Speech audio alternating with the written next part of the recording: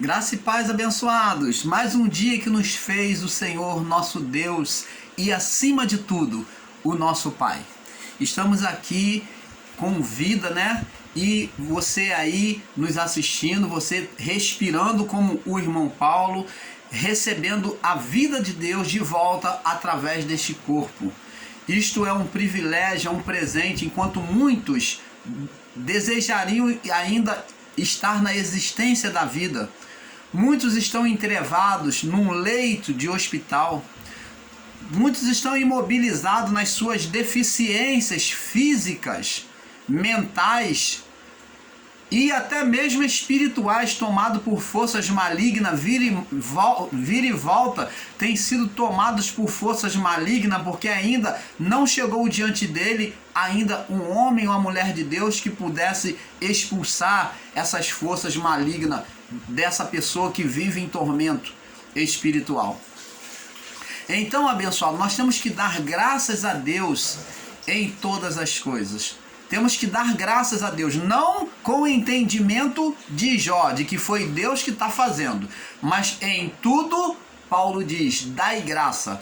Então, eu dou graças a Deus pela minha vida, pela vida dos meus familiares, dou graças a Deus pela vida de cada um participante do canal, eu dou graças a Deus por aqueles que saíram, se desinscreveram do canal. Eu louvo a Deus pela vida desses, porque tiveram a oportunidade de conhecer aquilo que nós ensinamos. E na liberdade de Cristo, como foi dado a Adão na criação, eles escolheram não aceitar.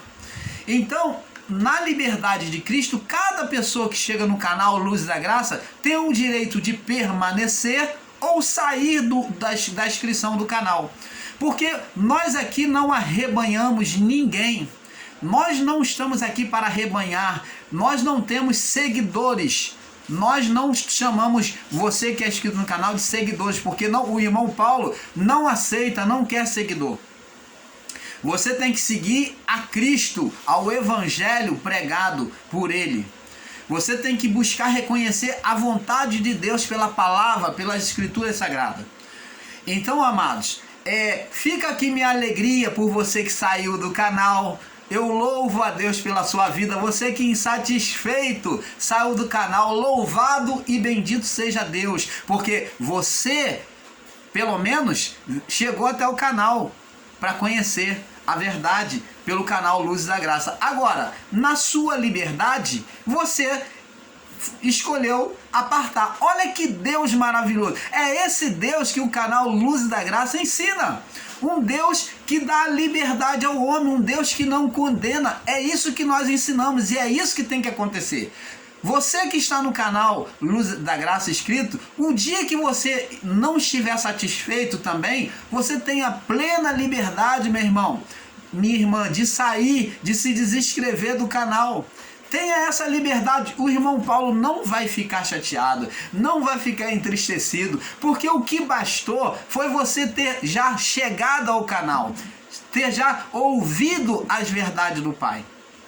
Agora, a decisão de aceitar ou não, de permanecer ou não no canal, é a sua liberdade que Deus deu a você, deu a mim, entendeu? Nós temos a liberdade. E nós, o canal Luzes da Graça, ensinamos isso, a liberdade de Cristo. Não estamos aqui para arrebanhar ninguém. Você não é ovelha de ninguém. Não pregamos igreja, você não é igreja. Você não é igreja. Nós não somos igreja de Cristo.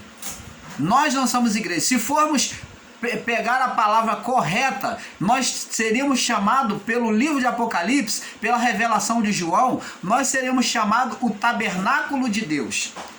Porque após a apresentação da igreja, o anjo deu uma outra visão a João, lá em Apocalipse 21. E nessa outra visão, é o que vem depois, apresentou-se a ele o tabernáculo de Deus, que são quem? Aqueles a quem Deus habitaria e andaria com ele todos os dias, para sempre. Opa! Canal Luz da Graça, buscando trazer a verdade do Pai ao seu coração. Então, nós não somos igreja, somos filhos de Deus, tabernáculo de Deus. Então, a habitação agora de Deus, que era no tabernáculo físico, que era no templo, né? Do tabernáculo se fizeram um templo, o homem fez o templo, a qual Deus não pediu. Então agora Deus habita em nós, somos a morada de Deus, somos filhos de Deus, tabernáculo de Deus. Então esse termo igreja para nós não é correto, porque a igreja ela já foi erguida aos céus, ela foi arrebatada aos céus, ela foi arrebatada aos céus, e essa igreja foi espiritual, foi o corpo espiritual dos santos e salvos. Então, ela está lá na representação diante de Deus. Os espíritos já estão como os anjos. Estão lá como os anjos, espíritos diante de Deus. A representação da vitória de Cristo. Ela é a coroa de Cristo. Ela é a coroa de Cristo, da vitória de Cristo que triunfou e reparou. Ela é a testemunha da reparação de Deus sobre todas as coisas. E nós somos o tabernáculo de Deus. Somos os filhos de Deus, ou os filhos de Deus por meio da igreja. Consequentemente, somos filhos da igreja. Fomos gerados pelo sofrimento dos apóstolos, pelo sofrimento da igreja. Você está entendendo, amado? Então, temos que ter entendimento da palavra do nosso Pai, porque tudo se torna mais fácil, tudo se torna mais nítido. Então, somos filhos da igreja, consequentemente filhos de Deus, e na literalização da palavra, nós somos tabernáculo de Deus, isto é, habitação de Deus, aonde Ele viverá, vive e viverá para sempre. Você está entendendo, amado? Agora nós vamos estar aqui falando sobre um novo tema, que é justamente em cima de Apocalipse 21, do 21 em diante. Diz aqui, o título é O Mar Já Não Existe, para trazer entendimento a muitos irmãos que ensinam e que estão recebendo o ensinamento equivocado. Nós vamos estar falando sobre este mar para trazer entendimento. Preste atenção, irmãos e irmãs. O propósito do irmão Paulo não é ser ofensivo, nem se considerar melhor, mas isso tudo que o irmão Paulo traz é uma soma para o entendimento dos irmãos em graça. Se você for humilde o suficiente e pegar aquilo que o irmão Paulo ensina no canal e buscar averiguar, você vai chegar a um entendimento muito maior do que você tem. Porque o irmão Paulo busca essência dentro da palavra, essência espiritual. Nós não perdemos tempo combatendo sistema religioso, não. O nosso propósito, o nosso alvo, a nossa visão é trazer entendimento pleno da palavra, no sentido espiritual. Porque a palavra de Deus, Jesus disse, as minhas palavras são espírito e verdade. Eu não posso, particularmente o irmão Paulo, não quero perder o meu tempo demandando contra o sistema, atacando o sistema religioso, pegando os pontos de fraqueza do sistema religioso. Até já fiz isso, já combati sim, como até hoje combato, mas combato como? Com a verdade. Quando o irmão Paulo prega e ensina a verdade, uma palavra na sua essência espiritual, o irmão Paulo já está combatendo contra o sistema religioso. Eu não preciso ofender, eu não preciso atacar os pontos fracos do sistema, aonde eles erram. Eles sabem aonde eles erram. Eles sabem aonde eles tropeçam, meu irmão. Eu não preciso estar combatendo o dízimo o tempo todo para poder gerar ibope no meu canal. Eu não preciso estar falando sobre ceia o tempo todo. Eles sabem que isso já passou. Eles sabem que todos esses rituais da lei já passou. Os que estão lá estão porque querem continuar. São aqueles que se colocam como ovelha, coitados, ainda e querem prosseguir submisso a homens corruptos, a homens maldosos. Eles gostam de viver sobre redil, já estão acostumados a viver sobre redil. É igual aquele pássaro que está preso na gaiola há muito tempo, que você abre a gaiola para ele sair, ele não quer. Por quê? Porque ele já está tão domesticado que ele já não quer mais voar. Ele permanece, ele não voa. Ele já está domesticado. É assim muitos animais, que já está tão domesticado, tão domado, que ele não consegue viver lá fora. E essas pessoas, muitas delas, não conseguem mais viver. Você, meu irmão ensinador em graça, você não vai conseguir mudar essas pessoas. Você não vai conseguir tirar elas do sistema religioso. Não faça isso, porque isto é obra de Deus. A única forma de tirar esse engano dela, de arrancá-las do sistema religioso, é pela palavra de Deus, pelo ensino. E é isso que nós, o canal Luz da Graça, buscamos fazer, esclarecer. Porque quando se há a luz, se cria. Toda a criação de Deus foi debaixo da luz. A criação do Pai, na criação do Filho, houve o que? Ali a manifestação do Espírito Santo. Quando o Filho foi se batizar, veio o Espírito, quando ele saiu da água, veio o Espírito sobre ele, dizendo que ele ali estava iniciando um novo ministério, trazendo um novo reino, o reino de Deus. Então, amados, não percamos tempo com esse negócio de estar combatendo contra o dízimo.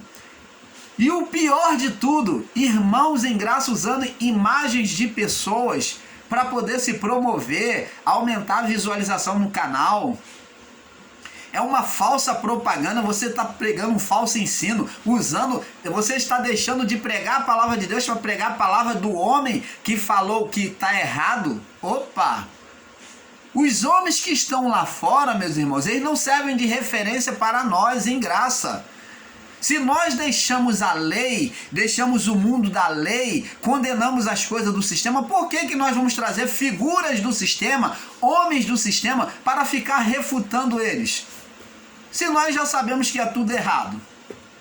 Então, isso não serve de referência para nós. Então, você, ensinador em graça, meu irmão, minha irmã, tome cuidado com isso. Porque você está errando, já está começando a se desviar do caminho da graça, já está começando a cair da graça por causa de achar que tem que usar a imagem dessas pessoas para poder aumentar o número do seu canal.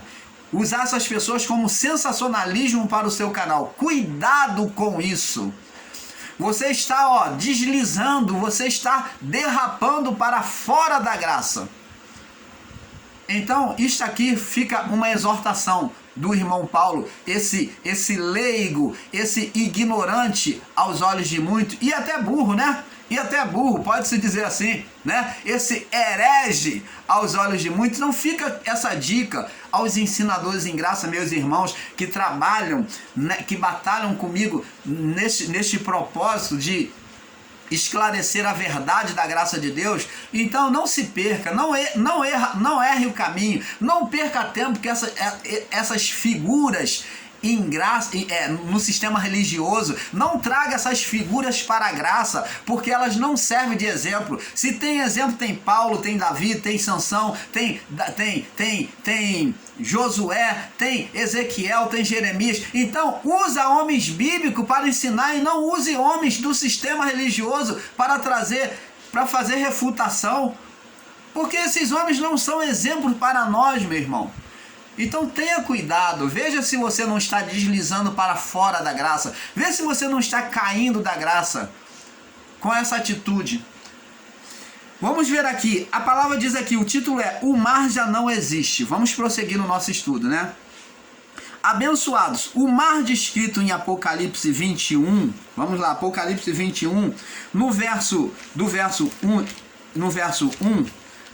o mar descrito em Apocalipse 21, no verso 1, fala do juízo de Deus. É o amor, o mar descrito em Apocalipse 21, verso 1, fala do juízo de Deus. É a maior prova de que nós temos,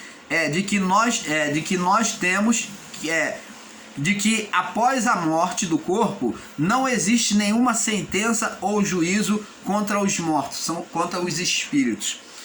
No período de Paulo, no primeiro século, Paulo já havia falado, vamos lá no livro de Romanos, vamos começar aqui pelo livro de Romanos, na referência, Romanos,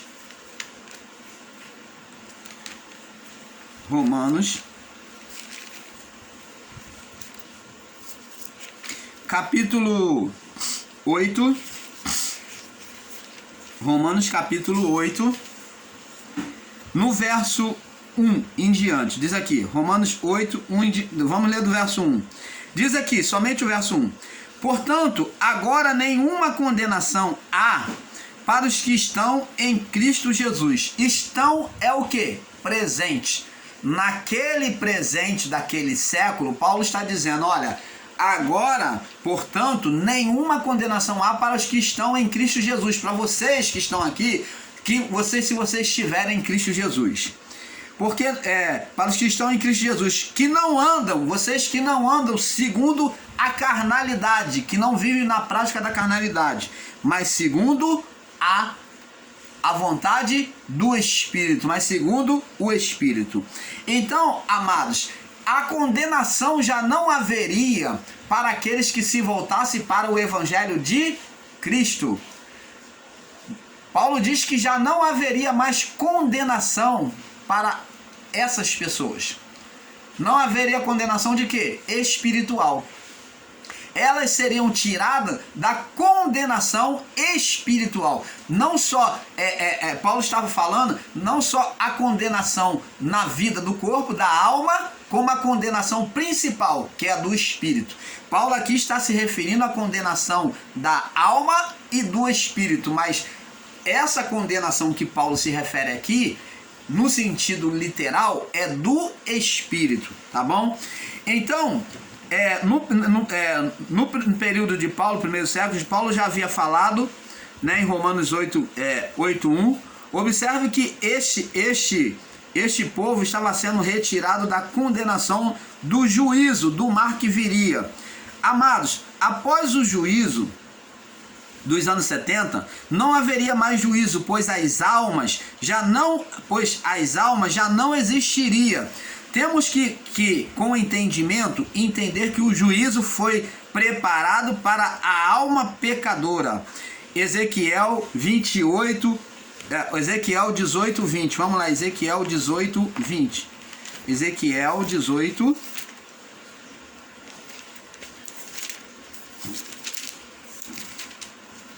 Ezequiel, capítulo 18, verso 20.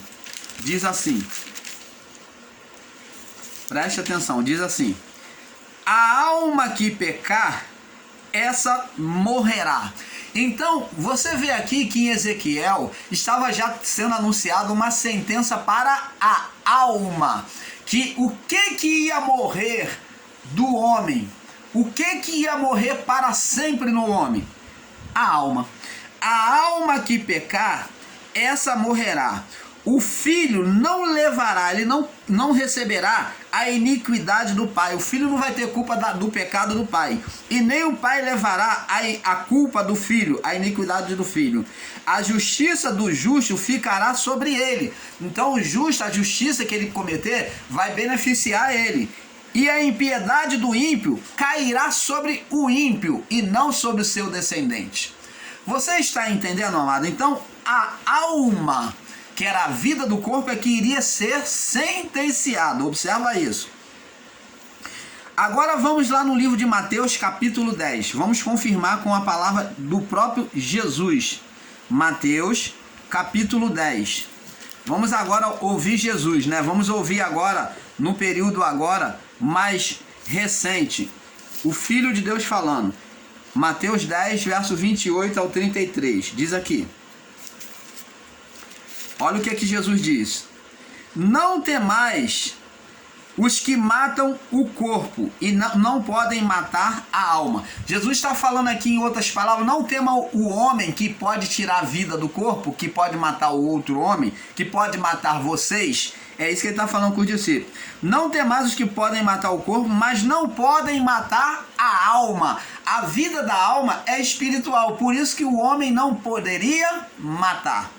Então, diz aqui, temei antes aquele que pode fazer perecer, sofrer no inferno, matar tanto o corpo quanto a alma, que pode fazer morrer tanto o corpo quanto a alma. Então, está dizendo sobre o juízo de Deus. Quem iria morrer no juízo de Deus? O corpo já estava morto, daqueles que morriam. E quem mais tinha que morrer, que ia morrer junto no juízo de Deus? A alma. Temei aquele que pode fazer perecer, morrer, tanto o corpo quanto a alma. Deus poderia matar, tirar a vida de um homem, do homem, tanto da vida do corpo como da alma, dos sentimentos. E diz aqui, tanto do corpo quanto da... não pode matar a alma. Temei aquele que pode fazer perecer no inferno, no sofrimento, que vai queimar, o fogo do inferno, a alma e o corpo. Não se vende 2 passarinhos por um aço, nenhum deles cairá na terra sem a vontade do Pai. Então está dizendo, tudo que vier que alcançar vocês é por permissão. Vontade aqui, é permissividade e não que Deus esteja falando. Aos ensinadores em graça que diz que tudo é vontade de Deus que está fazendo, aqui nós vemos a vontade de Deus como permissividade. Então é isto, amados irmãos, que o canal Luz da Graça vem ensinar essa diferença, que a vontade de Deus também é dita como permissividade. A vontade absoluta, que é dominação, poderio, onipotência. Aí fala de onipotência. Aí sim é Deus tocando, Deus fazendo. Aí é a vontade absoluta. Mas a permissividade é estar debaixo da autoridade de Deus e Deus permite. Como Deus permitiu o ser Satanás que pediu: toque nele e verás se não blasfema de ti. E Deus foi e falou: você vai lá e toca então. Foi Deus que tocou? Não. Deus permitiu ao ser Satanás tocar em Jó. Então essa vontade aqui é a mesma que levou o ser Satanás tocar em Jó. É o que Jesus está falando, Não se vende 2 passarinhos por um aço, nenhum deles cairá em terra sem a vontade de Deus. Quer dizer, até os pássaros na sua morte só morrem pela vontade, permissividade de Deus. Até mesmo os cabelos da vossa cabeça estão contados. Então Deus está falando, tudo em você, eu sei, está sob o meu domínio, mas só irei permitir pela minha permissividade. Vontade de permissividade. É bem diferente de Deus chegar lá e fazer. Permissividade é ser alcançado pelo mal. Como trouxeram a Jesus o cego e falaram: Senhor, quem pecou? Ele ou seus pais para que nascesse cego? E Jesus disse: nem ele pecou, nem os seus pais, mas a cegueira veio sobre ele desde a nascença, para que isso se sucedeu nele, permissividade de Deus, para que se manifestasse por meio dele a glória de Deus, para que no futuro Deus permitiu acontecer essa cegueira da genética, para que depois se manifestasse por meio dele a glória de Deus. Deus uniu o útil ao agradável, ele tornou a maldição em bênção. Você está entendendo, amado? E diz aqui: não temais, pois, porque mais valei vós do que muitos passarinhos. Tá vendo? A vossa vida vale mais. Então, você está vendo aqui? Então, abençoado, é isso que nós temos que entender diante da palavra. Vamos lá. A alma, a vida transgressora, a lei, era sentenciada à morte física, onde consequentemente estaria condenada no plano espiritual e sofreria juízo do mar espiritual. Amado, a alma impura e pecadora era considerada como uma palha e como um joio. Vamos lá no livro de Mateus capítulo 13, capítulo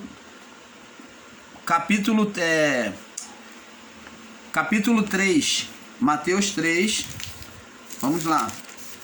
Mateus capítulo 3, no verso, João falando, no verso 12. Mateus 3, 12, olha o que João diz. E em sua mão, vamos ler do verso 11 para ter um perfeito entendimento. E eu, em verdade, vos batizo com água para o arrependimento, mas aquele que vem após mim é mais poderoso do que eu, falando de Jesus, cujas sandálias não sou digno de levar. Ele vos batizará com o Espírito Santo e com fogo. Em sua mão tem a pá. Ele em sua mão tem a pá. A pá é a autoridade de separar. Ele iria fazer a separação. Apesar do ministério ser dos anjos, mas a autoridade estaria sobre Cristo, né? Do governo estaria sobre Cristo no julgamento. Ele em sua mão tem a pá e limpará a eira, que é a impureza, a sujeira. Limpará a eira e recolherá no celeiro o seu trigo. Então ele vai separar a palha, a sujeira, e recolherá. Ele limpará a sua eira e recolherá o seu trigo, e queimará a palha com fogo que nunca se apagará. Então, a palha e o joio, né? O joio, que é semelhante ao joio, que é chamado de palha também, ela seria queimada no fogo.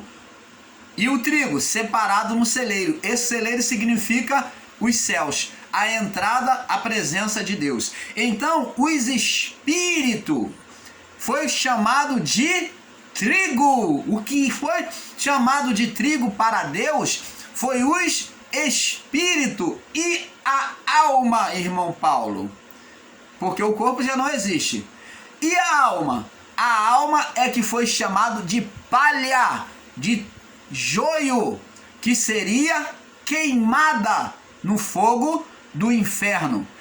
Essas almas seriam queimadas. A vida da alma para Deus não prestava para nada, foi condenada. Por isso que haveria o fogo para queimar, para separar a palha do trigo, a sujeira do que é puro, que é o ouro, a sujeira do que é ouro. Por isso o calor, para queimar, para separar, para extinguir a palha. Então Deus haveria de separar aquilo que é precioso para ele, o espírito humano, no dia do juízo. Você está entendendo, amado? Então agora vamos em Mateus 13, confirmando aqui, para confirmar, testificar. Olha o que Jesus diz aqui. Nós ouvimos a palavra de João Batista, né? Que ele separaria a palha, né? João Batista, nós vimos lá João Batista confessando e falando, né? Ele queimará com fogo que nunca se apagará. Agora vamos em Mateus 13. Mateus 13, no verso 24. Diz aqui: e propôs outra parábola, dizendo: o reino dos céus é semelhante ao homem que semeia a boa semente no campo. Falando boa semente, falando de um espírito limpo, de um espírito glorificado, que foi o espírito Adão e da Eva, da sua mulher. Então o espírito adâmico foi glorificado, foi uma semente perfeita, boa semente. Mas dormindo os homens, veio o seu inimigo e semeou no meio do trigo. Quando é que Adão dormiu? Dormindo os homens. Quando é que Adão dormiu? Está falando, o sono dos homens aqui está falando da morte espiritual. Após o pecado, os descendentes de Adão vieram em estado de morte, aonde os espíritos dormiam junto ao corpo, ficavam em estado de intermediário, esperando o julgamento. Os espíritos não subiam. Esta é a dormência que Jesus conta aqui na parábola. Dormindo os homens, estado intermediário, aonde havia condenação sobre o espírito, que não podia subir diante de Deus, porque estava preso.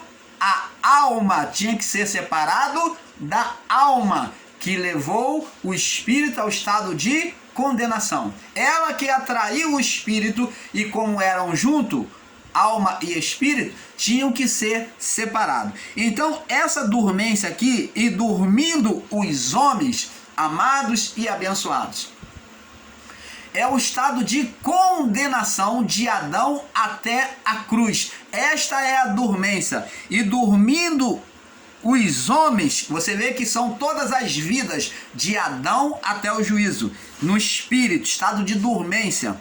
Veio o seu inimigo e semeou o joio no meio do trigo. Então, nesse período de dormência, o ser Satanás, o ser espiritual gerado por Adão e sua mulher, ele levou também, criou, semeou também a semente dele, que foi joio, aonde passou por meio da criação a vir filhos bons e filhos maus, joio e trigo. Joio e trigo, essa é a semeadura do ser Satanás. Enquanto nascia trigo, também nascia joio.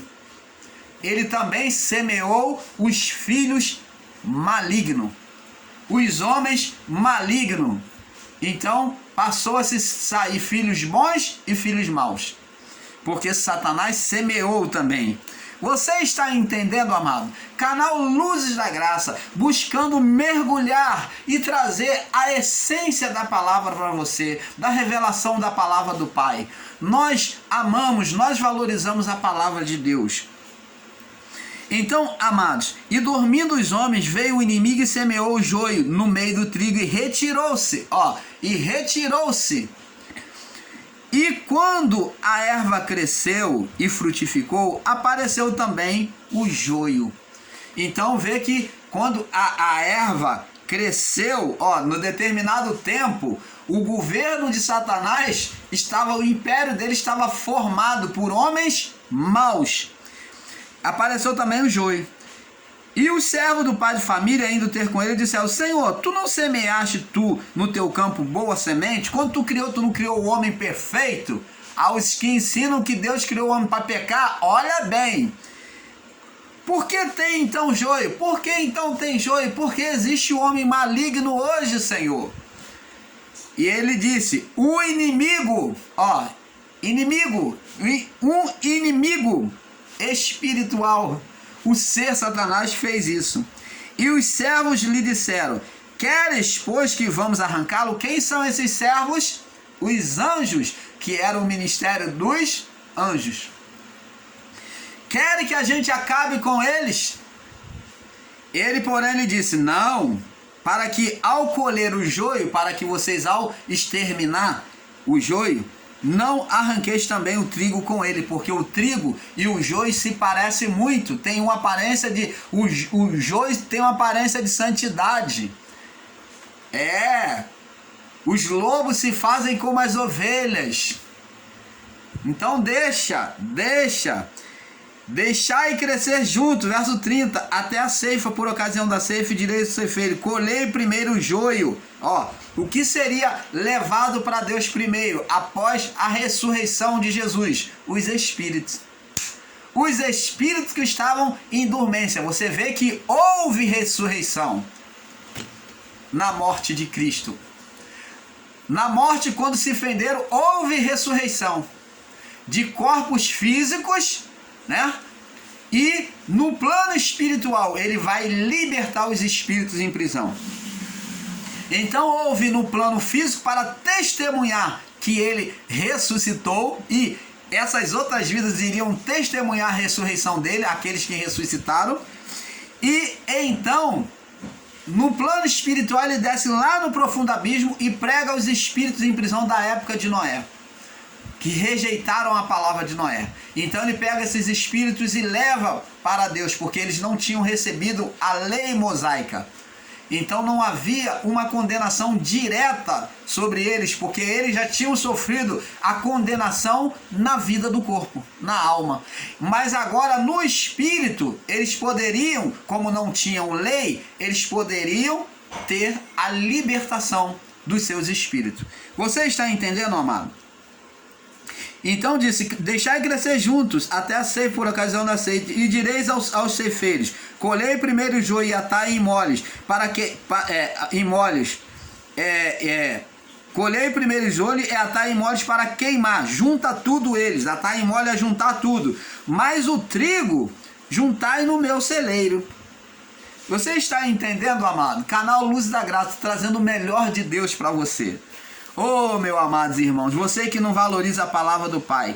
Veja que a alma é chamada de palha e joio, e ela é que recebia o calor da ira de Deus, que receberia o calor da ira de Deus, onde com isto seria separada do Espírito, da condenação aos olhos de Deus. Seria separado do Espírito, da condenação aos olhos de Deus. Agora vamos comparar este mar, né, que é o juízo de Deus, com Gênesis 8:20. Vamos lá, Gênesis 8:20, para nós daqui a pouco terminarmos, né? Gênesis 8:20 diz aqui. Olha o que diz aqui, ó. No verso 20. E edificou Noé um altar ao Senhor e tomou de todo animal limpo e de toda ave limpa e ofereceu um holocausto sobre o altar.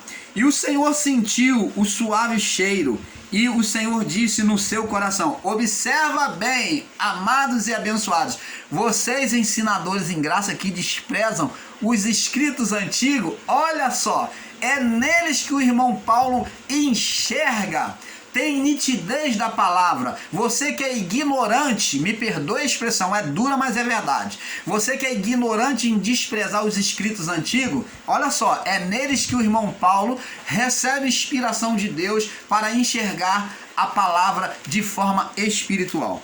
Diz aqui: e sentiu o suave cheiro e disse o Senhor no seu coração, 2 pontos. Não tornarei mais a amaldiçoar o homem a terra por causa do homem. Então a terra se tornou culpada do pecado do homem. Deus trouxe a enchente, né? Um juízo. Foi um juízo por causa do homem, porque a imaginação do coração do homem é má desde a sua meninice. Nem tornarei mais a ferir a todo vivente como fiz. Não vou mais ferir, não vou mais castigar a alma dos viventes por causa de alguns. Enquanto durar a terra, verso 22, sementeira e cega, frio e calor, verão e inverno, dia e noite, não cessarão. E diz aqui, agora pula para o verso, pro verso 11, diz aqui, verso 11, capítulo 9, Gênesis, agora capítulo 9, verso 11, pula aí para o verso, capítulo 9, verso 11. Eis que estabeleço a minha aliança, que não será mais destruída toda a carne pelas águas do dilúvio. Então Deus fez um pacto, uma aliança. As águas tinham a representação do juízo de Deus. Por isso que nuvem, água na palavra de Deus faz representação e alusão ao juízo. Fazer representação e alusão ao juízo. Eis que estabeleço minha aliança, de que não será mais destruída toda a carne pelas águas do dilúvio. Ó, pelo mar, pelas águas do dilúvio, pelas nuvens. E não haverá mais dilúvio para destruir a terra. Então, Deus estabeleceu um pacto de que não haveria mais inundação sobre a terra. Poderia haver chuva forte, como houve agora em Petrópolis, mas não inundação de destruir toda a criação. Então, vê aqui. E disse Deus: este é o sinal, verso 12, da minha aliança, do meu pacto, que ponho entre mim e os viventes, entre vós, entre toda a alma vivente, toda a alma vivente. Então, nós estamos aqui vivendo este pacto, porque não há inundação. Está convosco por gerações, estará convosco por geração eterna. Então vai ser eterno, como realmente está sendo. O meu arco tenho posto nas nuvens, e este será por sinal da aliança entre mim e a terra. Então Deus colocou aquele arco colorido, que foi denominado a deusa Íris, né? O catolicismo romano colocou, atribuído a ela, né? Então eles pegaram e chamaram de arco-íris, mas não é arco de Deus. E o catolicismo romano atribuiu ao nome Íris, a deusa Íris, paganizando, né, o pacto que Deus fez com Noé. Então vemos, amados, que o juízo, que era o mar, não haveria mais. Olha aqui que Deus agora retira o mar, a sentença de juízo de sobre a criação de águas. Não haveria mais juízo de águas. As águas têm a representação de juízo. Agora vamos com o entendimento. Veja que assim como Deus assinou um pacto por meio do arco, dizendo que não haveria mais juízo, né? Mar, né? Em Cristo também João viu este pacto de sangue, de que não haveria mais juízo. Vamos agora fechar agora no livro de Apocalipse, capítulo 21. Apocalipse 21, vamos lá. Para nós fecharmos. Diz aqui, Apocalipse 21, diz assim: e vi novo céu e nova terra, porque já o primeiro céu e a primeira terra passaram, e o mar já não existe. Este mar aqui não é literalizado de mar, de águas, não. Esse mar aqui é dito no sentido lá do período de Noé. Está relacionado a juízo de Deus. O mar já não existe. Existe juízo para quem morre hoje? Vai para o inferno? Não. Nenhuma vida, nenhum espírito vai para o inferno a partir do juízo dos anos 70. Então, João já está vendo que na criação, após toda a catástrofe, que haveria toda a destruição dos anos 70, quando chegasse o juízo de Deus, após o juízo, agora ele vem ver, aqui o juízo já aconteceu, tá? Quando ele viu um novo céu e uma nova terra, porque o primeiro céu e a primeira terra se passaram, e o mar já não existe. Você vê que já então não existe mais juízo após o juízo dos anos 70. Dos anos 70 para cá não existe mais inferno, não existe mais sentença de Deus ou condenação de Deus contra quem quer que seja. Por quê, irmão Paulo?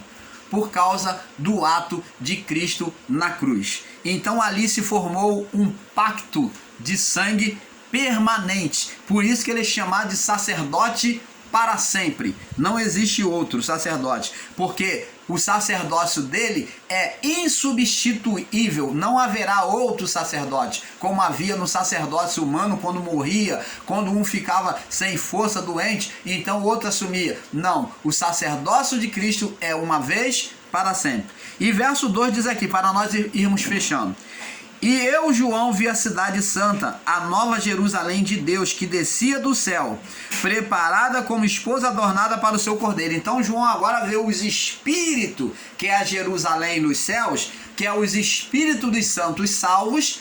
Ali ela já estava pronta para Deus, ela está nos céus. João teve essa visão, ela estava preparada, pronta para o cordeiro já nos céus com Deus, que é os espíritos dos santos salvos, né? Todos os santos, tanto os judeus quanto os gentios. E agora tem outra visão. E ouvi uma grande voz no céu que dizia... Olha só, e ouvi uma grande voz do céu que dizia, no céu que dizia: agora vem anunciar João as coisas futuras, que está relacionada a nós. Ouvi... Eis que o tabernáculo de Deus que está com os homens, pois ele habitará, e eles serão o seu povo, e o mesmo Deus estará com eles e será o seu Deus. Então agora João ouve uma voz vinda dos céus, acima, falando de coisas futuras, então dizendo que o povo que haveria após a igreja seria chamado de tabernáculo de Deus. Está dizendo, eis que o tabernáculo de Deus, que é a habitação de Deus, está com os homens, dizendo que Deus agora iria habitar com os homens. Nós podemos ser chamados de tabernáculo de Deus, a habitação de Deus, filhos de Deus. Então, amados, está aqui, eles serão o seu povo, estará com os homens, pois ele com eles habitará, eles serão seu povo, e o mesmo Deus estará com ele, limpará dos seus olhos toda lágrima. Está falando de participação humana de Deus com o homem. E não haverá mais morte. Opa! Se você for tomar isso aqui de forma literal, nós morremos ou não? Morremos. Mas essa morte aqui, não vai haver mais morte, é condenação espiritual. Morte do espírito. O espírito não entra mais em estado de condenação. Não haverá mais morte, nem pranto, nem clamor, nem dor, porque as primeiras coisas serão passadas. Então Deus agora ele vem habitar dentro do homem e suprir a necessidade do homem. Está falando de nós temos agora o nosso espírito amparado por Deus, amparado pelo Espírito Santo. Por meio do Espírito Santo temos amparado, temos um consolo. O Espírito Santo foi chamado de Consolador. Jesus falou: não vos deixarei órfãos, mas enviarei o Consolador para que esteja convosco todos os dias até a consumação do século. Isso ele falou para aquele povo, porque eles iriam passar a consumação do século, que é o fim. Então, amados, o canal Luzes da Graça fica por aqui, agradecendo a participação de cada um de vocês, porque, como dizemos, é um pouco aqui, um pouco ali. Esperamos que você tenha tirado o melhor proveito nesse estudo. Paz seja dado a todos. Paz.